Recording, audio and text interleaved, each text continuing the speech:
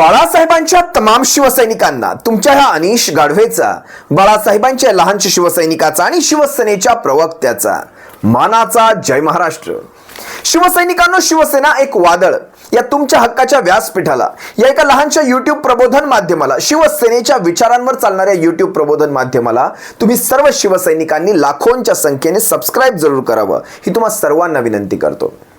गेल्या 2-3 दिवसापासून, मागच्या गुढीपाडव्यापासून तुम्ही म्हणू शकता, महाराष्ट्राच्या राजकारणामध्ये 2 ते 3 अशा महत्त्वाच्या घडामोडी घडल्यात ज्या आपल्या दृष्टीने, महाविकास आघाडीच्या दृष्टीने म्हणू शकता, आणि विशेषतः शिवसेनेच्या दृष्टीने अतिशय महत्त्वाच्या आहेत. आपल्या पथ्यावर पडणाऱ्या या 3 घडामोडी आहेत. कोणत्या ह्या 3 घडामोडी आहेत तुमच्या सर्वांसमोर अतिशय पटपट घेऊन येते. पुढच्या 2 ते 3 मिनिटांमध्ये आपण याच्यावरच चर्चा करणार आहोत. सगळ्यात पहिली घडामोड लक्षात घ्या. सगळ्यात पहिली घडामोड जी गुढीपाडव्याच्या दिवशी शिवतीर्थावर राजसाहेब ठाकरे, महाराष्ट्र नवनिर्माण सेनेचे अध्यक्ष राजसाहेब ठाकरे यांनी एक घोषणा केली.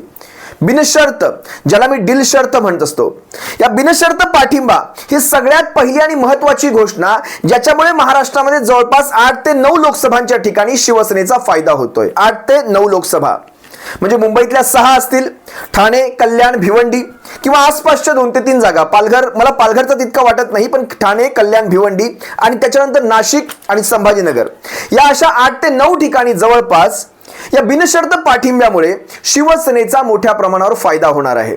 कारण लक्षात घ्या, राजसाहेब ठाकरे यांचे जर वेगळे उमेदवार, यांचे वेगळे असे उमेदवार या निवडणुकांमध्ये जर उतरले असते, तर कदाचित महाराष्ट्र नवनिर्माण सेनेचे जे काही सैनिक असतील, कार्यकर्ते असतील, यांनी कदाचित तो पक्षादेश मानून त्यांनी स्वतःच्या उमेदवारांना मतदान केलं असतं. पण ज्या वेळेस राज ठाकरे कमळीच्या बाजूने उतरले, म्हणजे कमळीला बिनशर्त पाठिंबा देण्याच्या बाजूने उतरले, त्यावेळेस तुम्ही पाहिलं असेल राजीनामा सत्र. त्यांच्या जवळच्या पदाधिकाऱ्यांनी अगदी दुसऱ्याच दिवसापासून राजीनामे फेकण्याची ती एक स्पर्धाच लागली होती. अगदी काल परवाचं वैभव खेडेकरांचं कोकणातलं तुम्ही वृत्त पाहिलं असाल, किंवा स्वतः राजू पाटलांची देखील गेल्या काही दिवसांपासून कल्याणमधनं एकमेव आमदार जे आहेत मनसेचे, त्यांचीही काही स्टेटमेंट तुम्ही पाहिली असाल. स्वतः वैभव खेडेकर म्हणतायत की ज्यांनी आम्हाला संपवायचं काम केलं अशांना आम्ही पाठिंबा देऊ शकत नाही, ज्यांनी आम्हाला रात्रीतून उचलण्याचा प्रयत्न केला अशांना आम्ही पाठिंबा देऊ शकत नाही. अगदी तसंच राजू पाटलांचं देखील म्हणणं आहे. राजू पाटील आणि स्वतः एकनाथ शिंदेचे ते डॉक्टर सुपुत्र श्रीकांत शिंदे यांच्यामध्ये काय वेळा भोपळ्याचं नातं हे तुम्हालाही माहिती आहे. आणि काल परवामध्ये तुम्ही सर्वांनी पाहिलं असाल, गणपत गायकवाड यांच्या सौभाग्यवती यांनी शिवसेनेच्या प्रचारांमध्ये देखील सहभाग घ्यायला सुरुवात केलेली आहे. हे अशा प्रकारचं चित्र आहे. त्यामुळे हा जो बिनशर्त पाठिंबा, हा जो पाठिंबा दिलाय, हा शिवसेनेच्या पथ्यावर पडणारा सगळ्यात मोठा निर्णय आहे. जवळपास 8 ते 9 ठिकाणी, लोकसभेच्या 8 ते 9 ठिकाणी याचा शिवसेनेला फायदा होताना मला तरी दिसतो. दुसरा निर्णय मी तुम्हाला सांगतो. दुसरा महत्त्वाचा निर्णय जे आपण पाहिला असेल, अनिल देसाई साहेबांची मुंबईतली लोकसभेची सीट. या लोकसभेच्या सीटवर काँग्रेस आणि शिवसेना यांच्यामध्ये जी वादावादीचं जे रूप तयार करून दाखवण्याचा प्रयत्न मीडियाने केला, म्हणजे वर्षाताई गायकवाड असतील, माजी शालेय शिक्षण मंत्री, आणि अनिल देसाई जे शिवसेनेचे किंवा महाविकास आघाडीचे अधिकृत उमेदवार आहेत, यांच्यामध्ये एक वाद तयार करून दाखवण्याचा एक प्रयत्न झाला होता.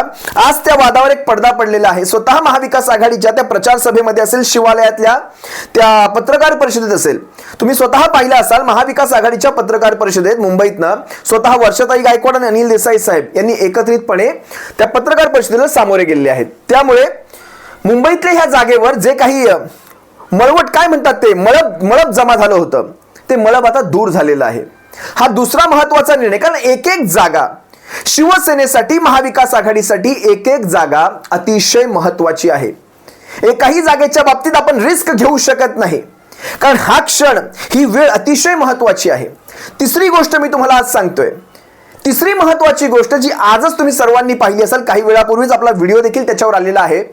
तिसरी महत्वाची गोष्ट, कोकण म्हणजे दक्षिण कोकण, तळ कोकणातून तुम्ही म्हणू शकता, रत्नागिरी, सिंधुदुर्ग या लोकसभा मतदारसंघामध्ये भाजपने नारायण राणेंना दिलेली ही उमेदवारी, ही शिवसेनेच्या पथ्यावर पडताना मला दिसते. नारायण राणे म्हणजे हे केसरकर असतील किंवा हे सामंत असतील, यांच्यासारखे काही गद्दार जरी गेले असले तरी काही फरक पडत नाही.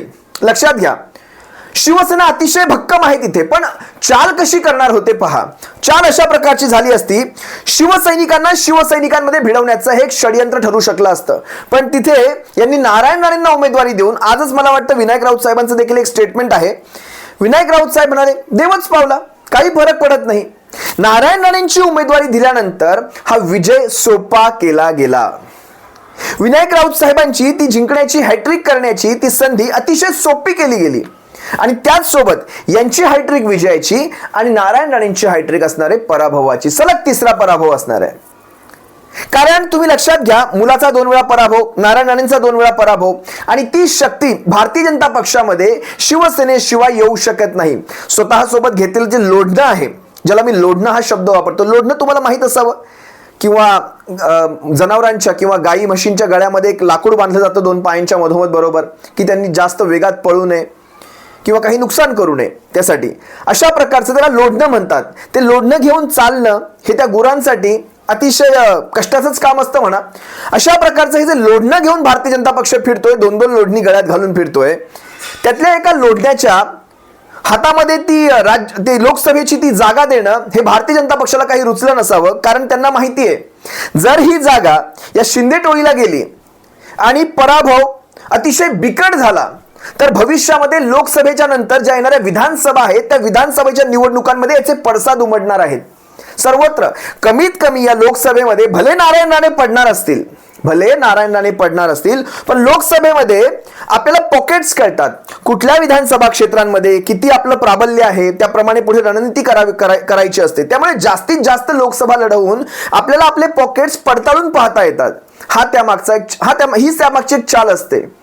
नारायण राणेंना हा तिसरा पराभव झाला. समजा हा तिसरा पराभव झाला, समजा म्हणजे काय, समजूनच गेलेलो आहे. कारण मुलाचा तिसरा पराभव होऊन त्याचं राजकीय करिअर संपवण्याची रिस्क नारायण राणेंनी घेतली नाही, हे तुम्ही लक्षात घ्या.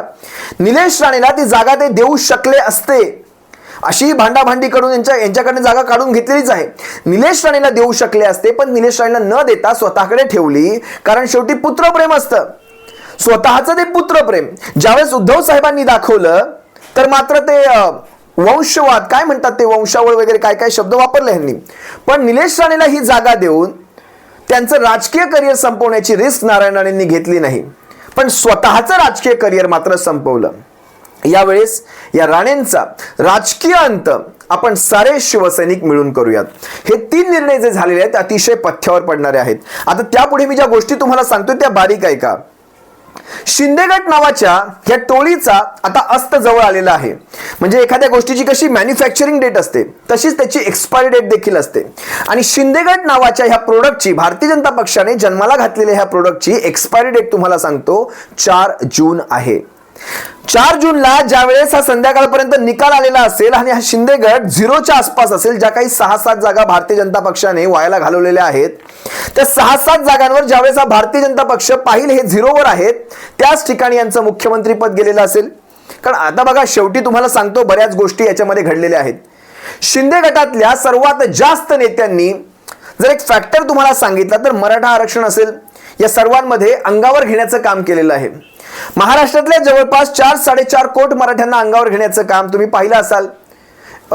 रामदास कदम असतील, उदय सामंत असतील, अर्जुन खोतकर असतील, असे अनेक नेते ह्या शिंदे गटाचे त्यात भरभटलेले आहेत. आता तुम्ही पाहिलं असाल, नाशिकची जागा अजून न जाहीर करण्यामागचं कारण तुम्हाला सांगतो. कारण जसे नाशिकमध्ये छगन भुजबळ डिक्लेअर होतील त्याच वेळेत बघा काही ना काहीतरी सर्क्युलर रोल आउट होतील की बाकी कुठे सगळीकडे सोडा पण ह्याला इथे आपटा. अगदी तसंच नारायण राणेंचं देखील मी तुम्हाला मगाशी सांगायचं राहिलं. ज्या वेळेस नारायण राणेंची उमेदवारी जाहीर झाली त्याच ठिकाणी मराठ्यांमध्ये ते मेसेजेस फिरू लागले की आपटा, सगळ्यांनी मिळून आपटा याला. हे लक्षात घ्या. कारण शेवटी तुम्ही वाद कुणामध्ये घातलात? ओबीसी आणि मराठ्यांमध्ये. ज्या ओबीसी आणि मराठ्यांमध्ये कायमचं बंधुत्व असायचं, त्यामुळे तुम्ही वाद घालायचा प्रयत्न केलात, वाद लावून द्यायचा, वाद पेटवण्याचा प्रयत्न केलात. मराठ्यांमध्ये आणि 96 कोळी मराठ्यांमध्ये वाद लावायचा प्रयत्न केलात आणि कुणबी आणि मराठ्यांमध्ये तुम्ही वाद लावायचा प्रयत्न केलात. नारायण राणेंची स्टेटमेंट आहे, मला सर्टिफिकेट नको, मला हे नको ते नको. किंवा रामदास कदमाचं देखील स्टेटमेंट आहे की मी रोटीबेटीचा व्यवहार करत नाही, ओबीसींशी किंवा कुणब्यांशी मी रोटीबेटीचा व्यवहार करत नाही. ही यांची स्टेटमेंट आहेत, ऑन रेकॉर्ड स्टेटमेंट आहेत. त्यामुळे लक्षात घ्या, हे सगळे जे ह्यांनी कांड करून ठेवलेले आहेत मागे, हे सगळे कांड ह्यांच्यासोबत भारतीय जनता पक्षाला देखील निस्तरायचे आहेत. आणि ज्या ठिकाणी इथे लाठीचार्ज झाले, जसं आंतरवाली सराठी असेल, जालना असेल, ज्या ज्या ठिकाणी मराठ्यांवर अमानुष अत्याचार झाले त्या सर्व ठिकाणी या भारतीय जनता पक्षाचे असतील किंवा ह्या शिंदे टोळीचे असतील, जे काही 5-6 उमेदवार असतील, त्या सर्वांना आसमान दाखवायचं काम तिथलं सर्वसामान्य मराठा किंवा जनता करेलच. तुर्तास इथेच थांबतो. तुम्हा सर्वांची रजा घेतो. पण महाराष्ट्राच्या राजकारणात गेल्या 3-4 दिवसापासून या ज्या काही घटना घडलेल्या आहेत त्या अतिशय योग्य वेळी घडल्या असंच मी म्हणेल. बरोबर राज ठाकरेंचा बिनशर्त पाठिंबा, वर्षा गायकवाड यांचा बिनशर्त पाठिंबा आणि त्यानंतर आजची जाहीर झालेली रत्नागिरी सिंधुदुर्गची जागा, या अशा घटना घडत राहोत आणि महाविकास आघाडीच्या पथ्यावर पडत राहोत. लवकरच सांगलीचा देखील तिढा सुटेल. मनमिळवणी जी असते दोनही काँग्रेस किंवा शिवसेनेच्या कार्यकर्त्यांमध्ये, जी मनमिळवणी असते ती लवकरच होईल आणि मला वाटतं आज उद्यामध्ये तुमच्यापर्यंत सर्वांपर्यंत ती बातमी देखील पोहोचेल अशी मी अपेक्षा करतो आणि तुमच्या सर्वांची रजा घेतो. सप्रेम जय महाराष्ट्र बाळासाहेबांच्या शिवसैनिकांनो, काळजी घ्या.